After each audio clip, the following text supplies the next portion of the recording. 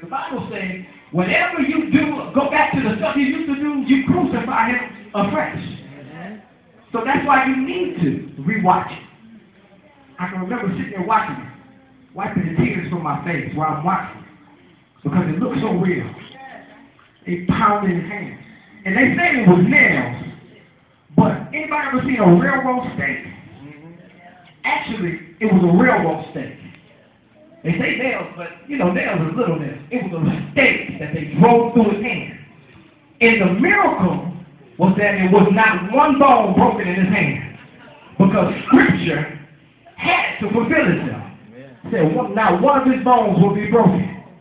And so they pounded stakes through his hand. Pounded. They pounded stakes through his feet. And so I can remember sitting there watching it with my children. And we could be anywhere. We could be riding down the street. We could be in school. If somebody pulled out a cross, Jesus died on the cross. And so I had to help my children. I guess they thought that that's the way the story ended. But tell somebody and say that's not how it ended. Look at what Jesus had to go through in order to fulfill his destiny. See, most times, people want the end of the story before the beginning, because the meat of the story has a lot of stuff that has to happen in order for destiny to happen.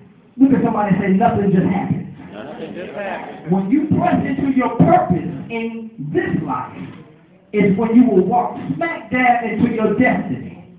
But until you walk into your destiny, you're going to have to go through something. Amen. In Acts, the 12th chapter, Peter found himself in a very precarious situation. And a lot of times people wouldn't want to say that Peter found himself in jail, because it's hard to swallow hearing one of the church leaders being in jail.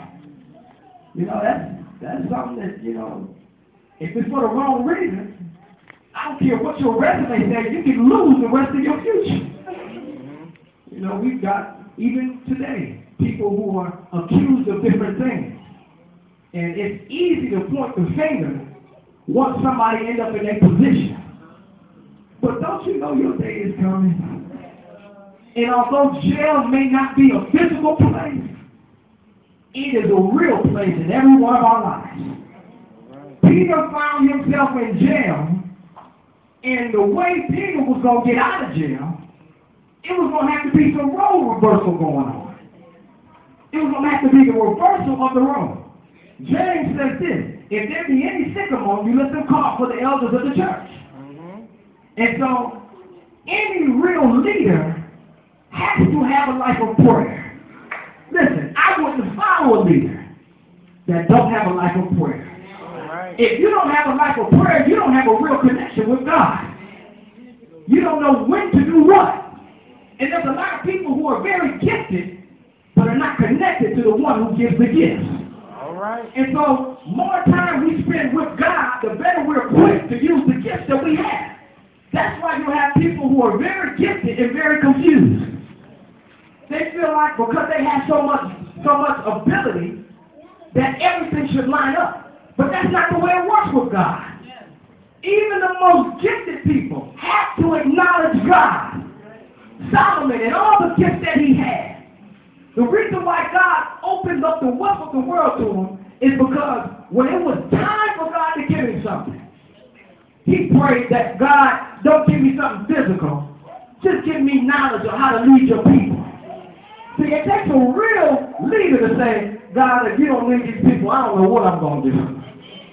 You know, you see these people with the big head, and you know, my church and my people and my folks. Oh, where in the Bible did it say some person had people? I thought the Bible said that God gives the shepherd to the sheep. And so you've got a lot of people who have the wrong mentality. But even though people have the wrong mentality, you've got to realize your value as a sheep.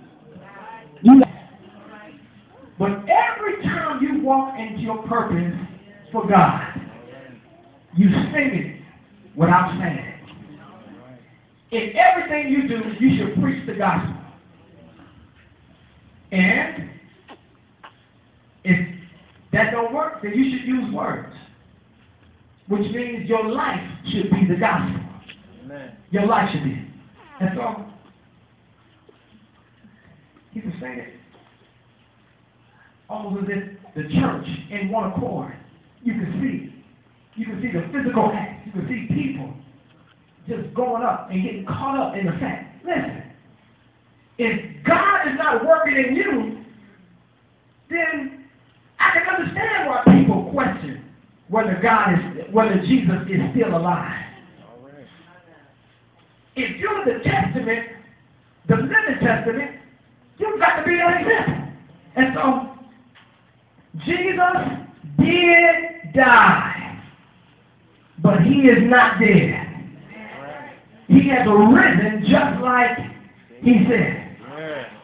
Here in the scriptures, what I really like is that the impact of them crucifying him could be relevant or related to the impact that Jesus had both for the past, for the present, and in the future.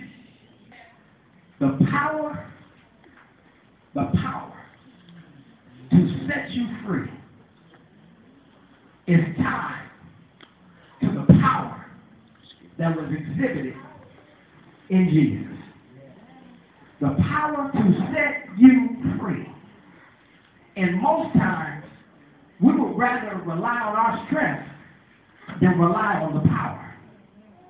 Here, it talks about how much power was in the man that walked the earth, Jesus. When Jesus died, tell somebody, when Jesus died,